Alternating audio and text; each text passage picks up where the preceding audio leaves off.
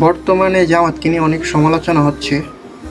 তার মধ্যে একটা জিনিস দেখলাম, সেটা হচ্ছে জামাতকে নিয়ে বর্তমানে দুইটা গ্রুপ আছে।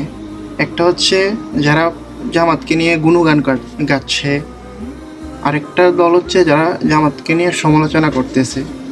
তার মধ্যে আপনি কোনটা সেটা আপনিই ভালো জানেন, অথবা আপনি কোনোটাই না হইতে পারেন, এটা মন থেকে। এর মধ্যে আমি আজকে জামাতকে নিয়ে কিছু কথা বলতে চাই। সেটা হচ্ছে আজকে জামাতের সবচাইতে মানুষের চোখে, বর্তমান যুগে মানুষের চোখে সবচাইতে বড় বড় যে ভুলগুলো আছে জামাতে, ওই কথাটাই আজকে বলবো।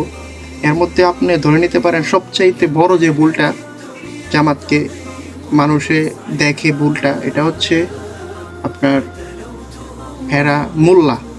যেমন হেরা দাড়ি রাখে, এরা সুন্নত অনুযায়ী চলতে চায়, পাঞ্জাবি থাকে, এরা ভালো কাজের জন্য মানুষকে আদেশ করে। ওইটা হচ্ছে এদের ধরতে পারেন বড় ভুল বর্তমান যুগে মানুষের চোখে, কিছু কিছু মানুষের চোখে, আবার সবার না।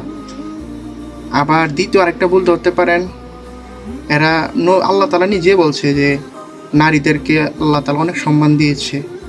তার মধ্যে এরা নারীদেরকে অনেক সম্মান করে, এমনকি নারীদেরকে চায় ওরা পর্দার মধ্যে রাখতে। এটা হচ্ছে ওর ধরতে পারেন দ্বিতীয় অনেক বড় একটা ভুল।